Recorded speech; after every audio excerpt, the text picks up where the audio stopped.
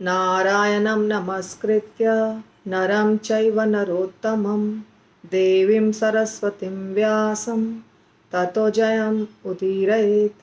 नष्टप्रायेषु भद्रेषु नित्यं भागवत सेवया भगवतीरुत्तमश्लोके भक्तिर्भवति नैष्ठिकी।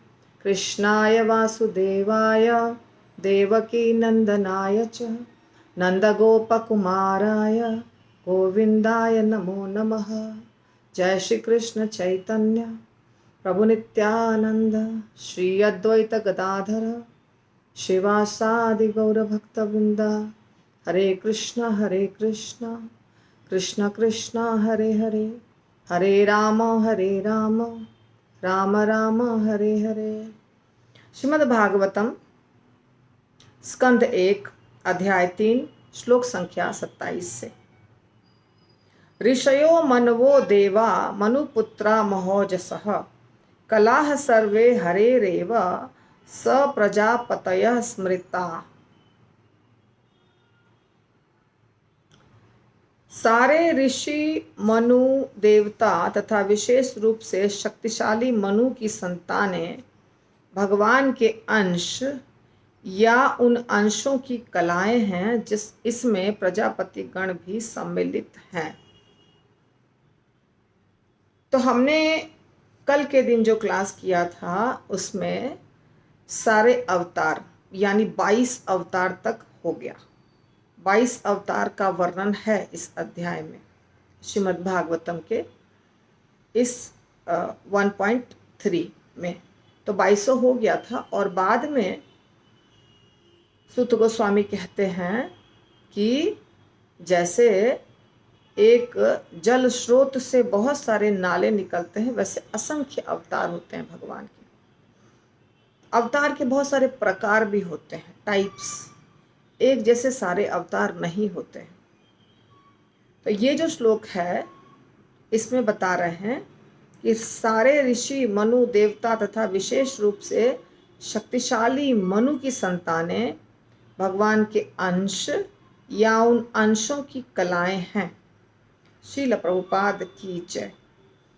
तो जो परम भगवान हैं, तो परम भगवान से पूर्णांश जो निकलते हैं वो पूर्णांश होते हैं विष्णु तत्व।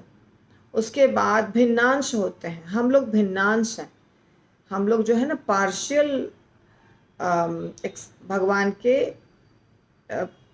भगवान का जो मेन है जिसको हम विष्णु तत्व कहते हैं वो प्लेनरी पोर्शन है और हम लोग हैं पार्शियल, पार्ट एंड पार्सल, ऐसा शब्द यूज़ किया जाता है। हिंदी में भिन्नांश या विभिन्नांश या ऐसा कुछ शब्द यूज़ किया जाता है। यानी कि हमारे में बहुत बहुत छोटी शक्ति है। तो भगवान के जो अवतार होते हैं, एक बार मेन अवतार यानी विष्णु तत्व, फिर उनसे बहुत सारे अवतार होते हैं अलग अलग प्रकार के। तो उनके नाम हैं अंश और कलाएं। कलाएं और अंश जो है वो नाम है एक प्रकार का। तो प्रजापति गण भी इसमें है। जो कम शक्तिशाली होते हैं उनको हम कहते हैं विभूति, और जो अधिक शक्तिशाली होते हैं उनको हम कहते हैं आवेश अवतार। जैसे शक्त्यावेश अवतार जो है वो विष्णु तत्व नहीं है, वो है जीव तत्व, उसमें शक्ति दिया है भगवान ने। और फिर तो वो हो गए आवेश, शक्त्यावेश अवतार। और उससे कम शक्तिशाली जो होते हैं उनको कहते हैं विभूति। ये है 2 शब्द जो बाद में आएगा कहीं कहीं, तो हमको समझने के लिए अभी देखना चाहिए। तो अभी जो श्लोक आएगा ना ये बहुत महत्वपूर्ण श्लोक है। एते चांश कलाह पुंसः कृष्णस्तु भगवान स्वयं इंद्रारी व्याकुलम लोकम मृडयन्ति युगे युगे।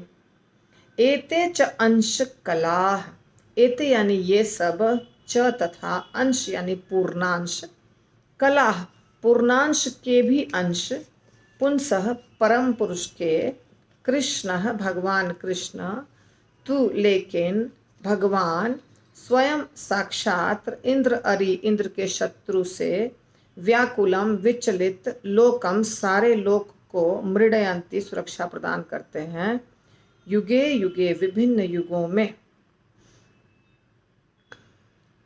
तो ये जो भगवान के अलग अलग प्रकार के अवतार हैं, ये हैं अंश और अंशांश, यानी भगवान के कुछ अंश हैं, कुछ अंशों के भी अंश हैं। इसलिए एते च अंश कलाह, कलाह मतलब अंश के भी अंश, चाहे अंश हैं चाहे वो कला हैं, परंतु कृष्णस्तु भगवान स्वयं।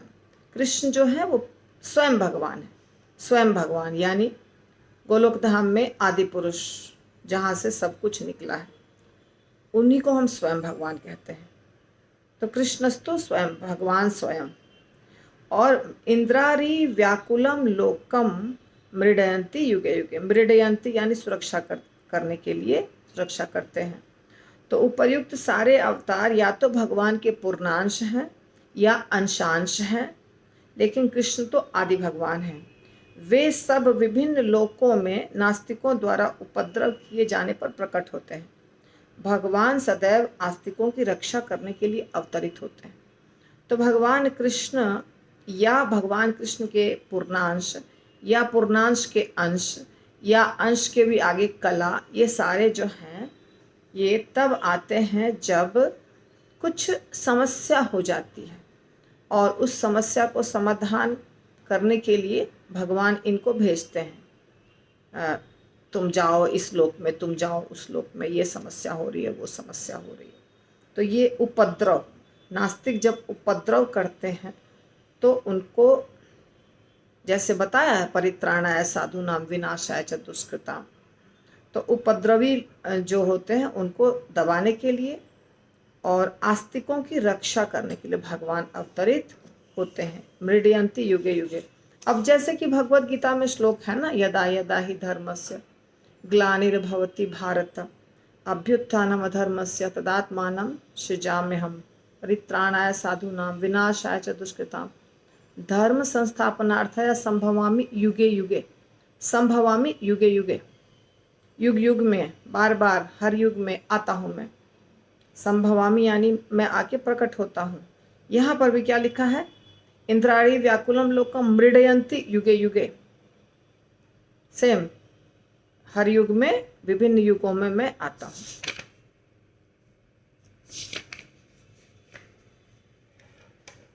जन्म गुह्यम भगवतो य एतत् प्रयतः नरः सायं प्रातः गृणन् भक्त्या दुःखग्रामात् विमुच्यते।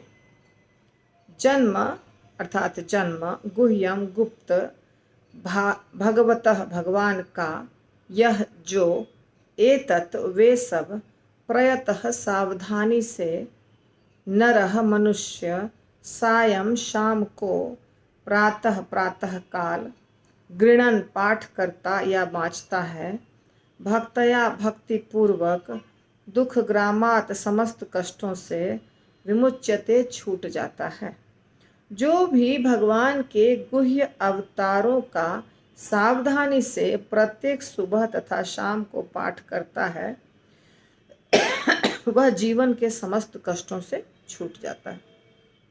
तो ये जो 22 अवतार अभी हमने पढ़ा, इन 22 अवतारों के बारे में बता रहे हैं। जो सुबह या शाम को पाठ करता है वो जीवन के समस्त कष्टों से छूट जाता है।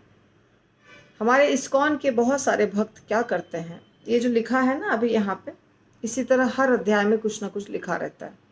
कोई भी अध्याय भागवतम का पढ़िएगा, उसके बाद में लिखा रहेगा जो इसका पाठ करेगा वो भगवत धाम जाएगा, जो इसका पाठ करेगा वो दुखों से छुटकारा पा जाएगा, जो इसका पाठ करेगा उसको धन की प्राप्ति होगी, ऐश्वर्य की प्राप्ति होगी। बहुत सारी चीज़ें लिखी रहती है, श्रीमद् भागवतम में भी, अलग अलग पुराणों में भी, सब जगह। तो हमारे इस्कॉन के भी भक्त कई बार, मतलब बहुत सारे भक्त ऐसा करते हैं कि जो ये लिखा रहता है ना उसको मान करके और कुछ कुछ पढ़ना शुरू करते हैं। जैसे कोई भीष्म स्तुति पढ़ता है रोज, कोई गोपी गीत पढ़ते हैं रोज, कोई कुंती महारानी की शिक्षा पढ़ते हैं रोज, कोई नरसिंह भगवान का कुछ स्तोत्र मंत्र वगैरह पढ़ते हैं।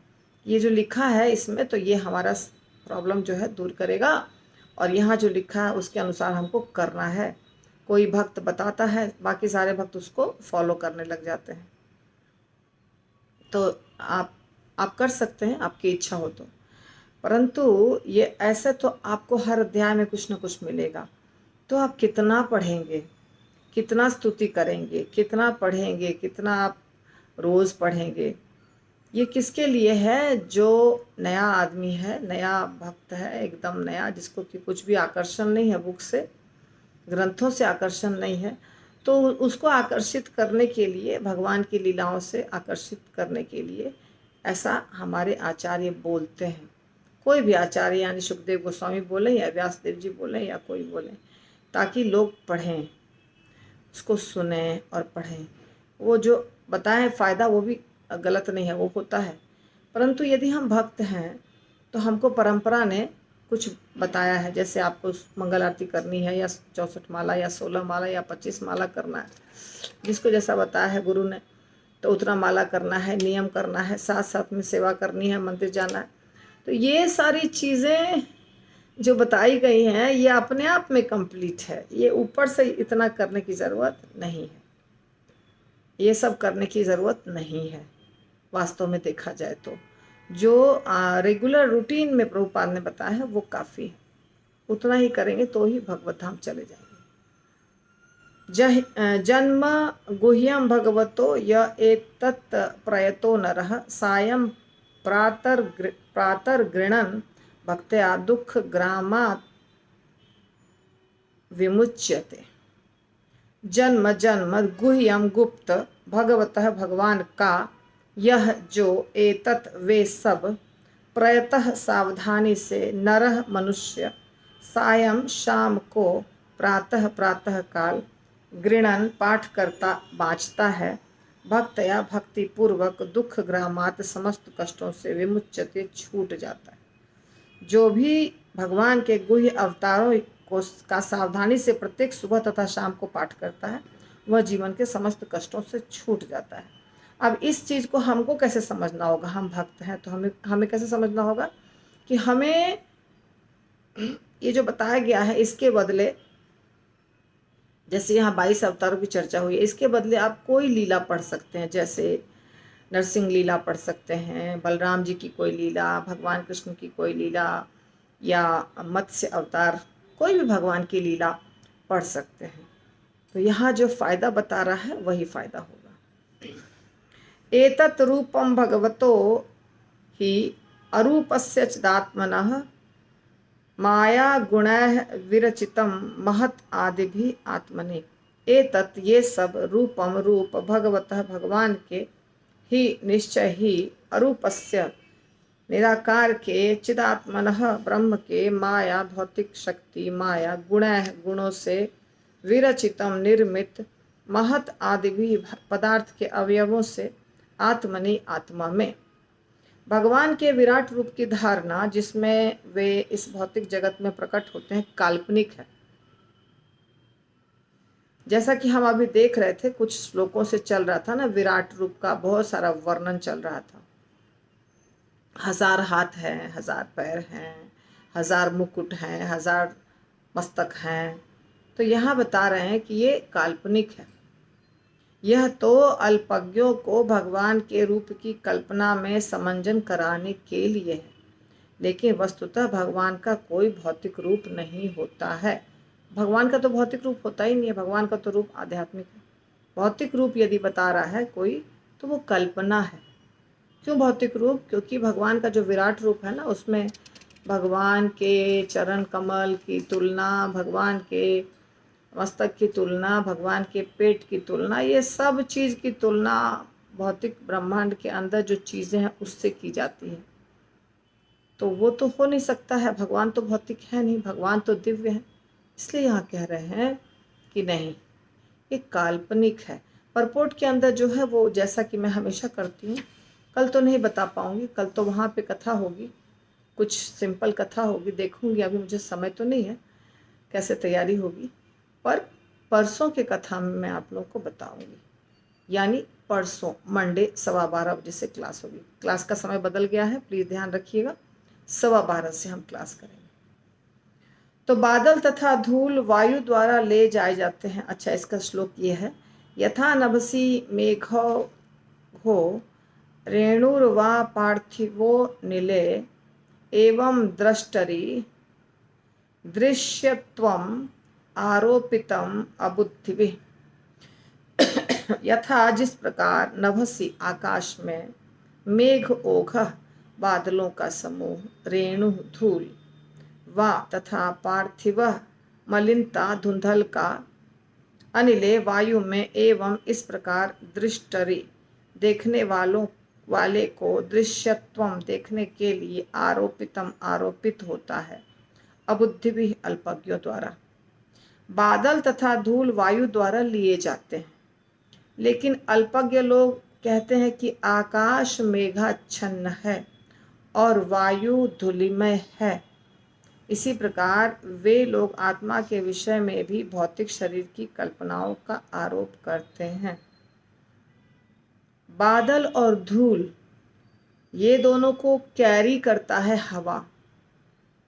हवा ये नहीं, ये हवा नहीं है, दोनों हवा से बिल्कुल अलग है। बादल भी हवा से अलग है, धूल भी हवा से अलग है। लेकिन जब हवा के साथ ये चीज़ें जाती हैं तो लगता है कि हवा में ही मिल गया है धूल, और हवा का रंग भी बदल जाता है। आकाश में भी बादल ऐसे छा जाता है कि आकाश नहीं दिखता है, केवल बादल ही बादल दिखता है। तो इसी प्रकार लोग आत्मा के विषय में भी भौतिक शरीर की कल्पनाओं का आरोप करते हैं। थोड़ा टफ जा रहा है ये फिलॉसफी, तो मैं कुछ नहीं कर सकती हूँ। सूत गोस्वामी जो बोल रहे हैं, तत्व ज्ञान बहुत टफ होता ही है।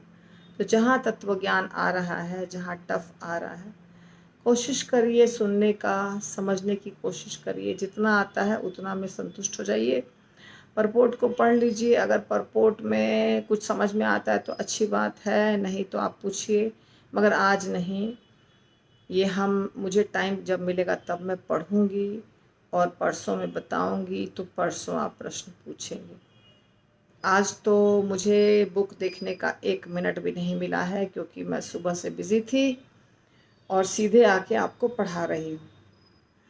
तो मैं आपको बता रही हूँ, परंतु अंदर जो परपोर्ट लिखा है उसको ध्यान से मैंने पढ़ा नहीं है, उसको मैं पढ़ूंगी। तो इसलिए यहाँ ये बता रहे हैं सूत गोस्वामी कि कैसे हवा के साथ बादल मिल जाता है और ऐसा लगता है कि हवा नहीं है, केवल बादल ही बादल है। धूल जो है वो भी हवा के साथ मिल जाता है और लगता है हवा नहीं है, केवल धूल ही धूल है। धूल मिट्टी सब उड़ने लगता है, पर वो उसके पीछे हवा है, हवा उड़ा के ले जा रही है उसको। हाँ, इसी प्रकार लोगों के बारे में यहाँ बताया रहा है। आत्मा के विषय में भौतिक शरीर की कल्पनाओं का आरोप करते हैं। जैसे हवा में धूल है तो हवा नहीं दिख करके धूल दिख रहा है, वैसे ही वास्तव में भगवान पूर्ण रूप से आध्यात्मिक हैं, लेकिन समझाने के लिए इनको भौतिक चीज़ें जो हैं, पेड़ पौधे पहाड़, विभिन्न प्रकार के लोग, इससे भगवान को बताया जाता है। ये है भगवान का। दूसरे स्कंद में आप देखेंगे, वहाँ बताया जा रहा है कि भगवान की आंखें हैं सूर्य और चंद्रमा, और भगवान के शरीर पर बाल हैं, जो जितने पेड़ पौधे हैं ना, वो सारे भगवान के शरीर के ऊपर बाल हैं। जितनी नदियां हैं वो सब भगवान के नस में बहता हुआ ब्लड, खून है। ऐसे करके वर्णन आता है, भौतिक चीज़ों का वर्णन। जैसे भगवान कृष्ण ने कहा,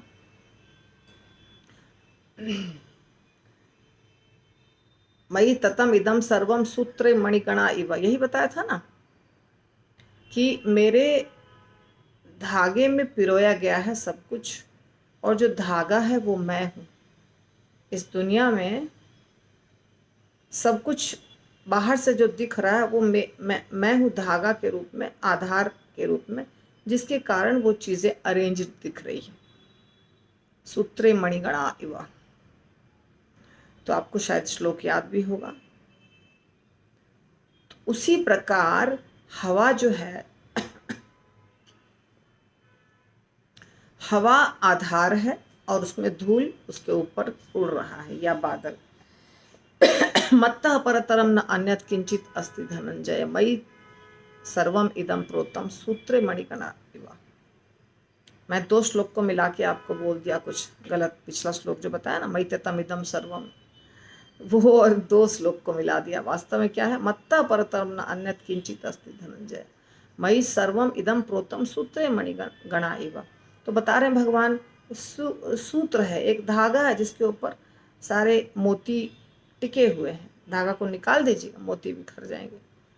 इसी प्रकार इस दुनिया में जितनी चीज़ें हैं अरेंज्ड वे में रखी हुई, सब चीज़ें सिस्टमैटिकली चल रही हैं, वो मेरे कारण, क्योंकि आधार मैं हूँ। उस पर वो टिकी हुई है चीज़ें। यहाँ पर भी इसी प्रकार बताया जा रहा है कि हवा आधार है, उसके ऊपर धूल या बादल है।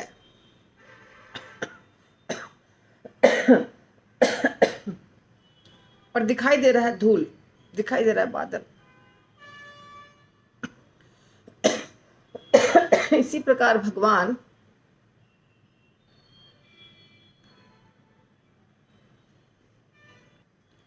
तो आधार के रूप में भगवान है, और जो चीजें इस दुनिया की हैं वो दिख रही हैं, भगवान नहीं दिख रहे। चीजें क्यों दिख रही हैं? चीजें भौतिक हैं, आध्यात्मिक भगवान नहीं दिख रहे हैं। तो चीजें जो है वो भौतिक हैं और भगवान भौतिक होते नहीं है। तो भगवान आधार है, वास्तव में कल्पना किया जा रहा है कि ये सब भगवान है। वास्तव में भगवान भौतिक कोई भी चीज भगवान नहीं होते हैं। हो गया ये वाला श्लोक। इसके बाद अतः परम यत अव्यक्तम अव्यूढ़ गुण बृंहितम अदृष्ट अश्रुत वस्तुत्वात् सह जीवः यत पुनः भवः। अतः यह परम परे यत जो अव्यक्तम अप्रकट अव्यूढ़ बिना किसी प्रकार के रूप के गुण बृंहितम गुणों से प्रभावित अदृष्ट अदृश्य अनदेखा अश्रुत अनसुना वस्तुत्वात् वैसा होने से सह वह जीव यत जो पुनः भवः बारंबार जन्म ग्रहण करता है। रूप की स्थूल धारणा से परे रूप की एक अन्य सूक्ष्म धारणा है जिसका कोई आकार नहीं होता और जो अनदेखा अनसुना तथा अव्यक्त रहता है। जीव का रूप इस सूक्ष्मता से परे है, अन्यथा उसे बार बार जन्म न लेना पड़ता। तो ये फिर हाई फाई फिलॉसफी आ गई जिसको मैं समझाऊंगी आराम से। आज नहीं समझाऊंगी क्योंकि पहले ये सबका परपोर्ट समझाऊंगी मैं आप लोगों को, फिर ये बताऊंगी।